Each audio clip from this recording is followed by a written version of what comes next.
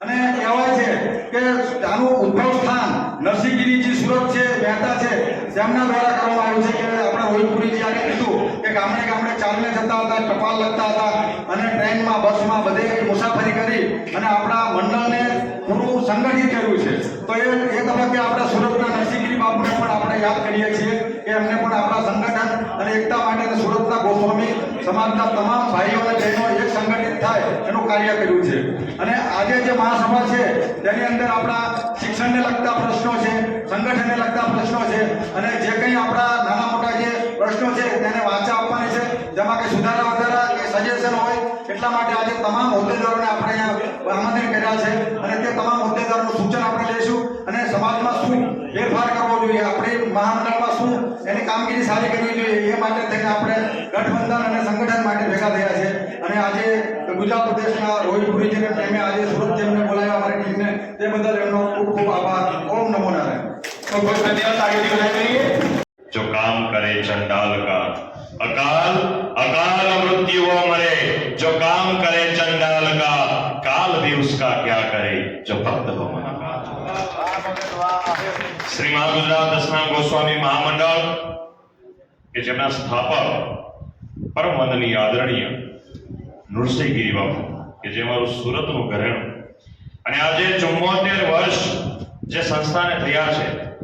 આદરણીય પ્રમુખશ્રીએ વાત કરી કે માતૃ સંસ્થા અને જે કંઈ પણ જે થઈ રહ્યું છે એ પણ આપણે સૌ કોઈ જોઈએ છે, પણ એમાં આપણે જવું નથી.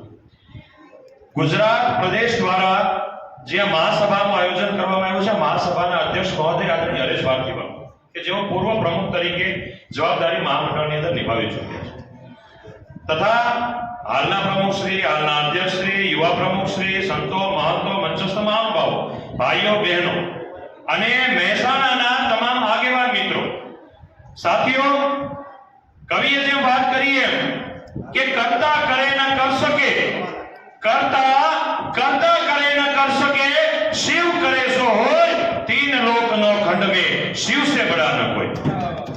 મિત્રો, જ્યારે સારું કામ કરવા માટે જઈએ ને ત્યારે હંમેશા પથ્થર અને રોડા નાખવા વાળા વ્યક્તિઓ તમને મળવાના છે. સ્વામી વિવેકાનંદે કીધું છે કે તમે કોઈ પણ પ્રકારનું કાર્ય કરો તો તમારે 3 પરિસ્થિતિથી ગુજરવું પડે. પછી એ તમે વ્યવસાય કરતા હો, નોકરી કરતા હો, સમાજ સેવા કરતા હો, રાજકીય કામ કરતા હોય કે XYZ કોઈ પણ કામ કરતા હો, તમને 3 પરિસ્થિતિથી ગુજરવું પડે. એમાં પહેલી પરિસ્થિતિ સ્વામી વિવેકાનંદજી કહે છે કે વિરોધ. કોઈ કરિયાણાની દુકાન કરવા માટે કોઈ વ્યક્તિને પૂછે, અજયવન બાબુ કે મારે કરિયાણાની દુકાન કરવી છે, તો કરિયાણા વાળો એમ કહે છે ના ના ભાઈ આ કરાય નહીં, આ 25 પૈસા આઠાણાનો ધંધો છે, આ બધું કઈ કરાય નહીં. એટલે પેલો તમારો થયો વિરોધ. પણ તેમ છતાં મને એમ થાય ના ના ભાઈ આ તો આજીવિકા છે, દરેક વ્યક્તિને અનાજ, કઠોળ આ તે બધું તો જોઈ છે તે. એટલા માટે એના વિરોધ છતાં પણ એ પોતાની દુકાન શરૂ કરે છે. દુકાન શરૂ કરે, પૂરી મહેનત અને ઈમાનદારીથી જ્યારે કામ કરે, ગ્રાહકોને સાચવે અને બધાનું ધ્યાન રાખે, ત્યારે એ બીજા સ્ટેપમાં આવી જાય અને એ બીજો સ્ટેપ હોય છે ઇગ્નોર કરવાનો.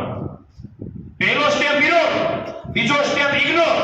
ઇગ્નોર એટલે કે એ જ દુકાનવાળો કહે કે ભાઈ એની રીતે દુકાન ચલાવ્યા કરે, અમે અમારી રીતે દુકાન ચલાવ્યા કરે. જે વિરોધ કરવા વાળા હતા એ વ્યક્તિઓ એમ કહે કે ભાઈ એની રીતે કામ કરે, અમે અમારી રીતે કામ કરીએ. પણ સ્વામી વિવેકાનંદજી કહે છે કે ત્રીજો સ્ટેપ આવે છે એક્સેપ્ટ. જ્યારે એ કરિયાણાની દુકાનવાળા પાસે એક કદાચ કટ્ટો ખૂટી જાય ખાંડનો, તો એ દુકાનવાળાને કહે છે કે ભાઈ હું તને 2-4 દિવસની અંદર ખાંડનો કટ્ટો આપી દે, તો મને અત્યારે આ કટ્ટો આપી દે. એ થાય છે એક્સેપ્ટ. કહેવાનો મારો ભાવાર્થ એ છે કે પહેલા વિરોધ, પછી તમને ઇગ્નોર કરે અને પછી તમને એક્સેપ્ટ કરે. આ 3 તબક્કામાંથી ગુજરે ત્યારે સંગઠન મજબૂત થાય છે. પણ સંગઠન ખાલી મજબૂત થઈ અને કાર્ય કરે ત્યાં સુધી સીમિત હોતું નથી. સંગઠનમાં જે પદાધિકારી હોય છે એ પદાધિકારીના પદ પ્રમાણેનો જો પ્રવાસ એ ન કરે તો સંગઠન કાર્ય તમારું પૂરું થઈ જાય. આજે મને પ્રદેશની જવાબદારી સોંપવામાં આવી હોય તો મારે પ્રદેશનો પ્રવાસ કરવો જોઈએ. મને જિલ્લાની જવાબદારી સોંપવામાં આવી હોય તો મને જિલ્લાનો પ્રવાસ કરવો જોઈએ. અને મને તાલુકાની જો જવાબદારી સોંપવામાં આવી હોય તો મારે તાલુકાનો પ્રવાસ કરવો જોઈએ. પણ પદ પદ લીધા પછી આપણે જેમ કે રાજા બની જઈએ છીએ, પદ મળ્યા પછી કદાચ રાજા બની જઈએ તો એ સંગઠનને નુકસાન છે. સેવક બનીને જો કામ કરશો તો લોકો તમને આ સ્ટેજ ઉપર બેસાડશે. આજે ફૂલનો હાર પહેરાવવા વાળા વ્યક્તિઓ જો તમે સારું કામ નહીં કરો તો ચપ્પલ માટે પણ તૈયાર રહેવાની યાદ રાખો. સાથીઓ, તમે અને હું આપણે બધા શાંતિથી આ વસ્તુ સાંભળીએ છીએ અને સમજીએ છીએ કે વિશ્વની અંદર આજે રામ મંદિર જે બન્યું છે એ રામ મંદિર ભારતની અંદર એવા 2-3 ધનાઢ્ય વ્યક્તિઓ હતા કે એ જો ચાહે તો એ મંદિર બનાવી શકતા હતા. પણ વિશ્વ હિન્દુ પરિષદે શા માટે સમર્પણ નિધિના નામે ઘરે ઘરે જઈ અને 10-10 રૂપિયા નાનામાં નાના વ્યક્તિથી ઉઘરાવ્યા છે? કારણ કે એનો ભાવ જોડાયેલો છે. પ્રમુખશ્રીએ જે આહવાન કર્યું એ ખરેખર સમજવા જેવું છે. સમાજની અંદર પણ એવા ધનાઢ્ય વ્યક્તિઓ છે. આ મેં જોયું કે આ કાર્યક્રમની અંદર 5 વ્યક્તિઓ, રોહિતપુરી બાબુ, રોહિતગીરી, આ 5 વ્યક્તિઓએ મળી અને આ કાર્યક્રમનો ખર્ચો આપ્યો છે. મિત્રો, ગુજરાતની અંદર પણ એવા ધનાઢ્ય વ્યક્તિઓ ગોસ્વામી સમાજની અંદર છે, દિલેર દાતા છે, ભામાશાઓ છે કે એ ધારે તો આ 5 મિનિટની અંદર કામ પૂરું થઈ શકે. પ્રમુખ અને યુવા પ્રમુખમાં તાકાત છે. પણ મિત્રો, એ પ્રાઇવેટીકરણ થશે. એ સમાજનું કામ નહીં દેખાય, એ પ્રાઇવેટીકરણ થશે. એમાં આપણો ભાવ નહીં જોડાય કે જે વ્યક્તિએ કર્યું એનું છે. આવી વાતો સમાજની અંદર થશે. અને ત્યારે પ્રમુખશ્રીએ આહવાન કર્યું કે આપણે આખા ગુજરાતના તમામ તાલુકે જઈ અને નાનામાં નાના વ્યક્તિથી ભલે 10 રૂપિયા આપે, 1 ચોરસ મીટર આપે, કોઈ પણ એની યથાશક્તિ પ્રમાણે જો યોગદાન આપે તો એ મહામંડળ સ્વીકારશે. અને એના કારણે જ આખા ગુજરાતની અંદર એક માહોલ ઉભો થશે. અને પુનર્જીવિત, જેમ કહે છે ને બાપુ કે સુષુપ્ત અવસ્થા, ખરેખર સુષુપ્ત અવસ્થા ક્યારે હોતી જ નથી. સુષુપ્ત અવસ્થા ત્યારે જ થાય છે જ્યારે જે પદાધિકારીને જે પદ સોંપવામાં આવ્યું છે એ પદ પ્રમાણે એ કામ નથી.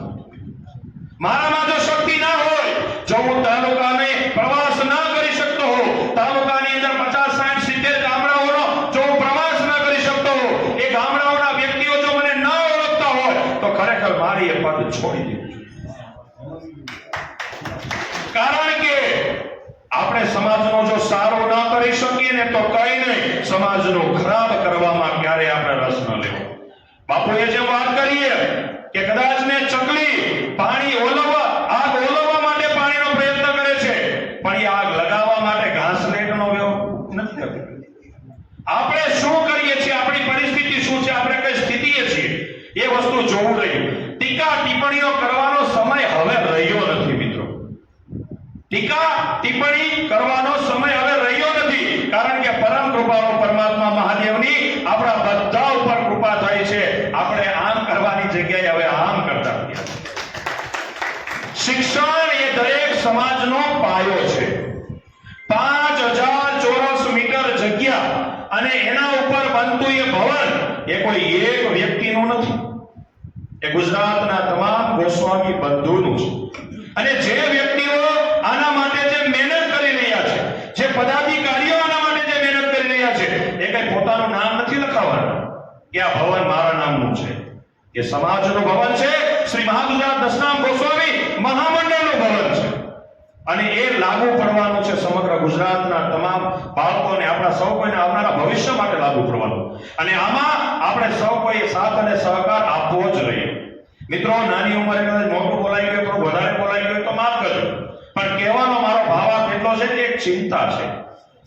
આપણા પૂર્વજોએ સ્થાપેલું એ સંગઠન, અને એ સંગઠનમાં આજે જાહેર મંચથી એવું બોલવા પડે કે સુષુપ્ત અવસ્થા છે, એ ખરેખર આપણા માટે બેદરકારી છે. આ યોગ્ય બાબત જરા પણ નથી. આજે મહામંડળમાં યોગ્ય રીતે દરેક પદાધિકારી પોતાની ક્ષમતા પ્રમાણે કામ કરે અને ખાસ કરીને પ્રવાસો કરે, લોકો સુધી મળી આ મીટિંગો, બેઠકો કરવાનો એકમાત્ર કારણ એટલું છે કે અવારનવાર ભેગા થઈએ, એકબીજાની ચર્ચા કરીએ, ચિંતન કરીએ, સમાજનું મંથન કરીએ અને સમાજ માટે કંઈક નવું કરવા માટે જાગૃત રહીએ. એના માટે આપણે ભેગા થઈએ છીએ. જો સમગ્ર ગુજરાતમાંથી આપણે ભેગા થઈએ તો જિલ્લે શા માટે ભેગા ન થઈએ? જો જિલ્લામાં ભેગા થઈએ તો તાલુકે શા માટે ભેગા ન થઈએ? એક નાની એવી વાત કરી અને મારે વાણીને વિરામ આપી છે. સંગઠન શા માટે ચાલે છે? અને સંગઠનને આગળ વધારવા માટે શું કરવું જોઈએ? સ્વામી વિવેકાનંદે જ કીધું છે, જે વ્યક્તિઓએ સંસ્થાની અંદર પોતાનું લોહી રહ્યું છે, જેમણે રાત દિવસ તન મન ધનથી અને સમર્પણથી, જેમણે ત્યાગથી જેણે સેવા કરી છે પણ હાલ એ હયાત નથી, એવા વ્યક્તિઓને યાદ કરવા જોઈએ.